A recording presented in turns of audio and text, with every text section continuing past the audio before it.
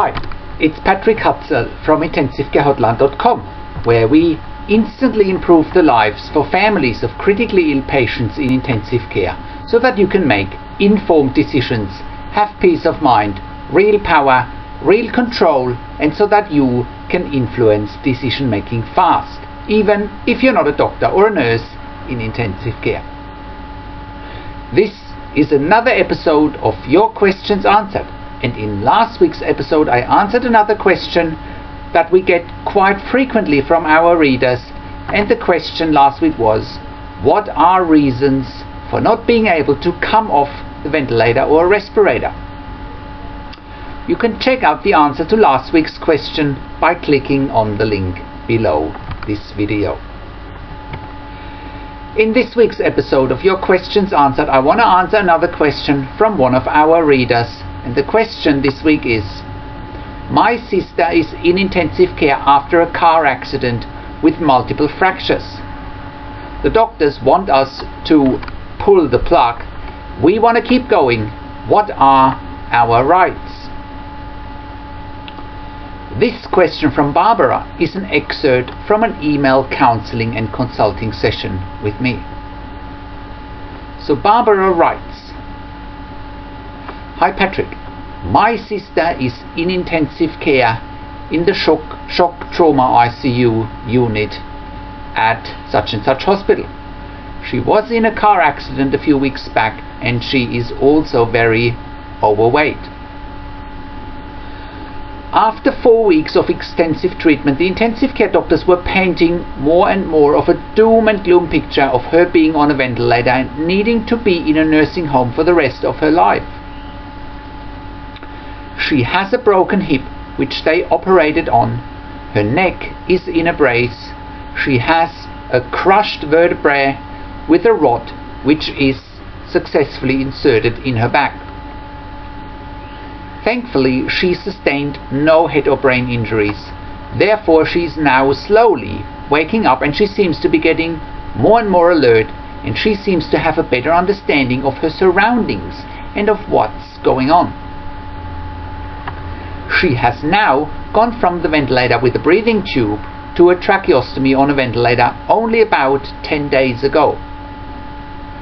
She is being suctioned regularly because she's not able to cough, speak, eat or drink. They have now started to try and wean her off the ventilator in the last couple of days, and she barely manages 2 hours off the ventilator during the day. She's 73 years of age, and that's not very old from my perspective. The head doctor wants us to pull the plug and let her die if she can't breathe. He says that my sister wouldn't have any quality of life if she stays on the ventilator for the rest of her life. We want her to live and at least give her the best chances to live. What are our rights and what are our options? Please help. Many thanks, from Barbara. So here's my answer. Hi Barbara, thank you for your question and thank you for using my one-on-one email counseling and consulting service.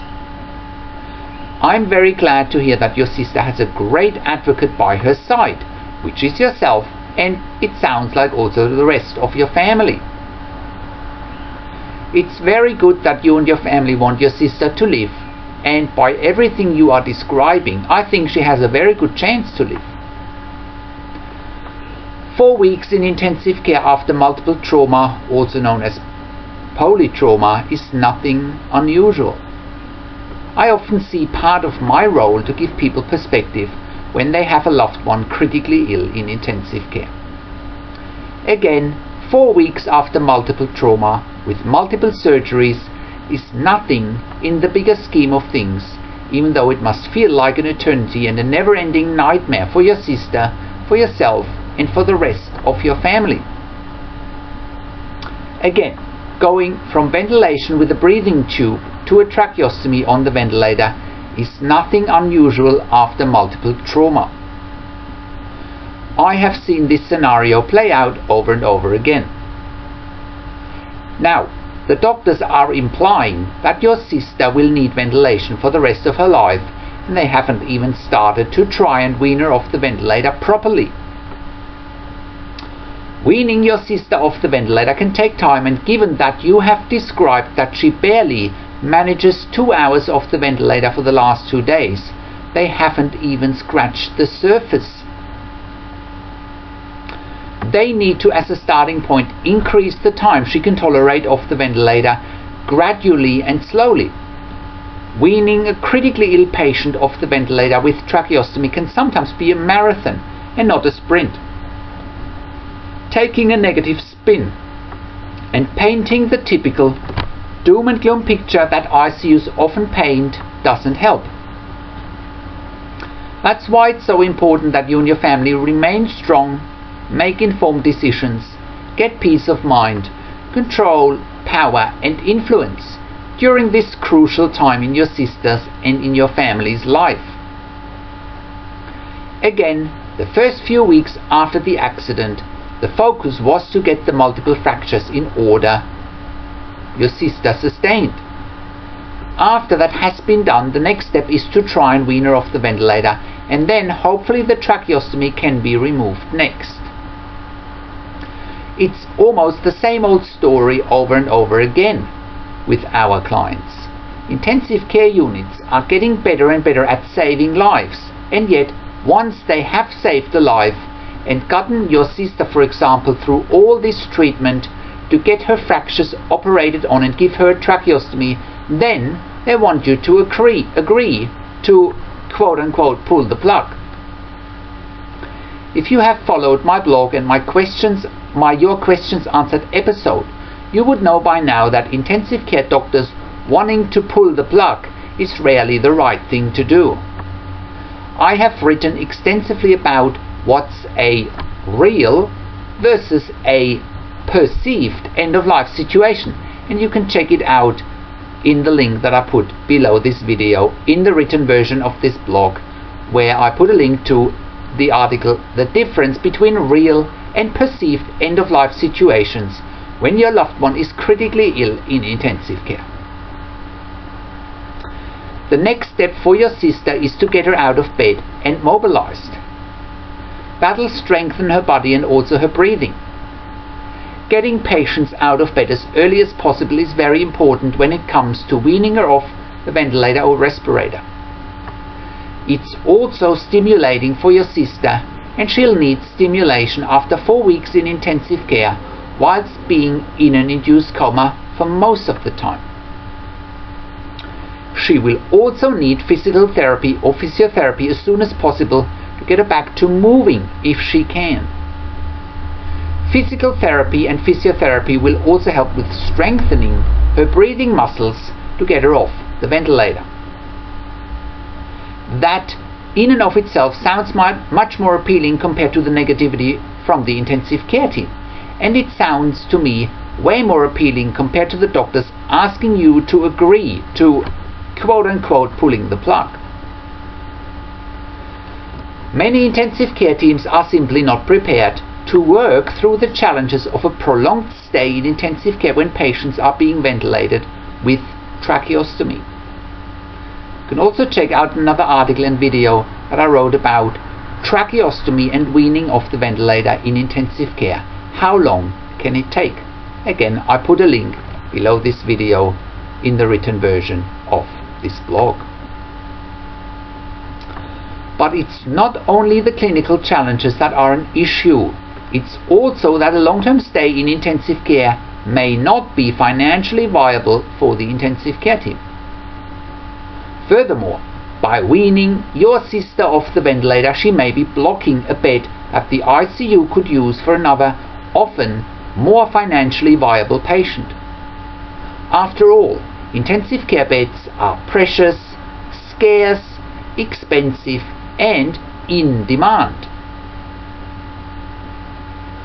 Moreover, intensive care units are also doing a lot of medical research, and if your sister can't be enrolled in a medical research study, again, the interest might be low to help her leaving intensive care alive. And most of all, besides financial and other resources such as staff and equipment being needed, The intensive care team simply doesn't want to make the emotional investment to get your sister out of intensive care alive and give her the best possible chances to get off the ventilator. This is all part of the intensive care team's hidden agenda that you and your family know nothing about unless you're educating yourself. Therefore, even if I sound like a broken record, 4 weeks in intensive care after multiple trauma and only having the tracheostomy for 10 days now is not a very long time, and you and your family know that. The intensive care team knows it too, but they simply don't want to continue on the path to improvement because it seems to be too much effort, and quote-unquote pulling the plug may be a much easier option for them. Again, from my perspective and also from my experience, you are only at the start of what may be a long road to recovery, and you'd be surprised what can happen if you stay positive, patient and persistent. Pulling the plug is not an option from all the information that you've given me, and if they are trying to wean your sister off the ventilator, there can't be many other forms of life support. Therefore, as a matter of fact, no matter how hard the intensive care team is trying, it'll be hard for them to pull the plug if the only major life support mechanism your sister is on is mechanical ventilation. Also, in order for the intensive care team or the doctors wanting you to pull the plug or to withdraw treatment, they need to follow certain protocols, policies, procedures and guidelines, and even the law. Withdrawing treatment or pulling the plug is not as easy as it sounds, even though the intensive care team is trying to make it look easy. And it's good to see that you are trying to seek help, advice and advocacy. Rather than talking about pulling the plug or withdrawing treatment or limiting life support, we should be looking at solving the problem that your sister can leave intensive care alive so that she can have the best possible quality of life.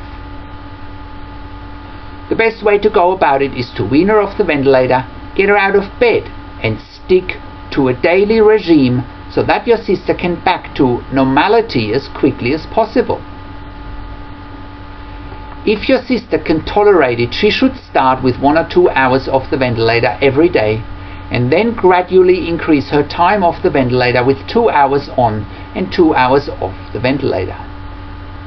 The next step is to then get her off the ventilator throughout the whole day and then ventilation overnight. Then at some point she can hopefully stay off the ventilator for more than 24 hours.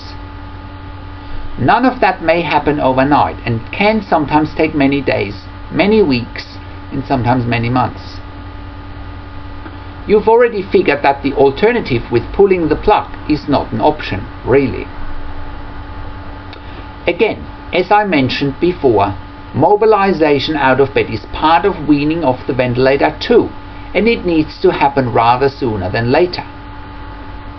Good pain control is essential when mobilizing, especially with your sister's injuries. Don't be discouraged if there are setbacks, they can happen.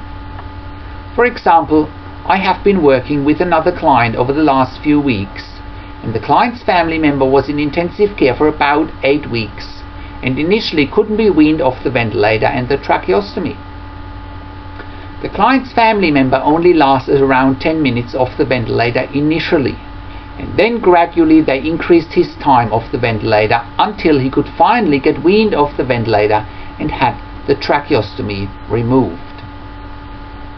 Also, please keep in mind that if your sister can't be weaned off the ventilator, or if you'd rather have your sister being weaned off the ventilator at home, have a look at intensive care at home services.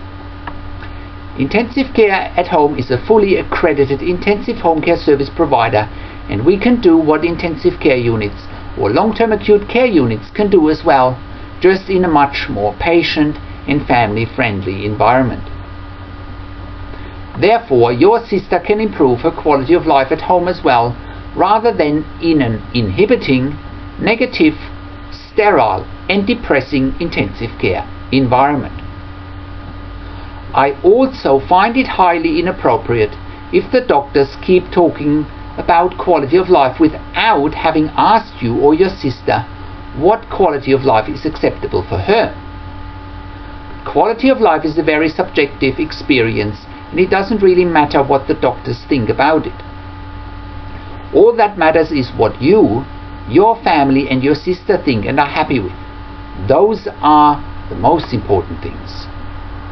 Your sister has come thus far. There is no reason why she can't go further. I hope that helps, Barbara, and I'll talk to you soon. So, how can you become the best advocate for your critically ill loved one, make informed decisions, get peace of mind, control, power and influence quickly whilst your loved one is critically ill in intensive care?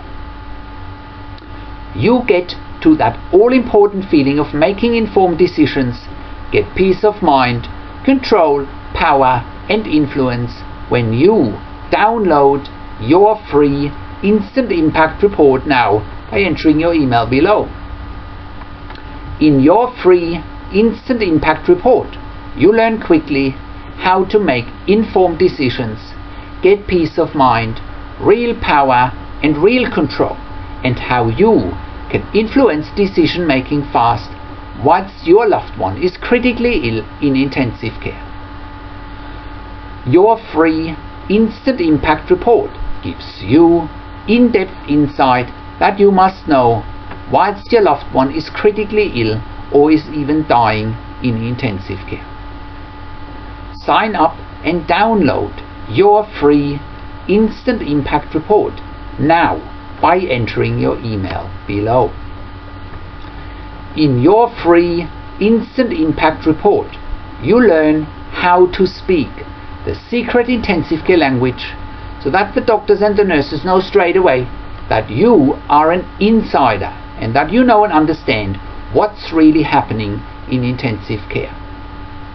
In your free report, you will also discover how to ask the doctors and the nurses the right questions, discover the many competing interests in intensive care and how your critically ill loved one's treatment may depend on those competing interests, how to eliminate fear, frustration, stress, struggle and vulnerability even if your loved one is dying. You get 5 mind-blowing tips and strategies helping you to get on the right path to making informed decisions, get peace of mind, control, power and influence quickly in your situation. You'll get real-world examples that you can easily adapt to your and your critically ill loved one's situation.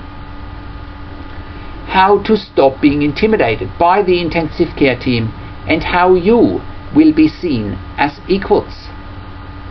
You'll get crucial behind-the-scenes insight so that you know and understand what's really happening in intensive care and how you need to manage doctors and nurses in intensive care, and it's not what you think.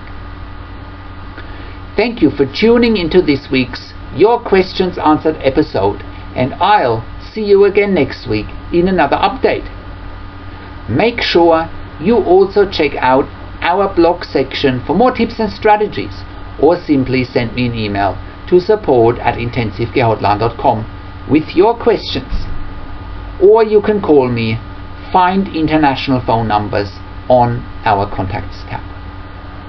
Also, check out our ebook section where you get more ebooks, videos and audio recordings, and where you can also get one-on-one counseling and consulting with me via Skype, over the phone or via email by clicking on the products tab. This is Patrick Hutzel from intensivecarehotline.com, and I'll see you again next week in another update.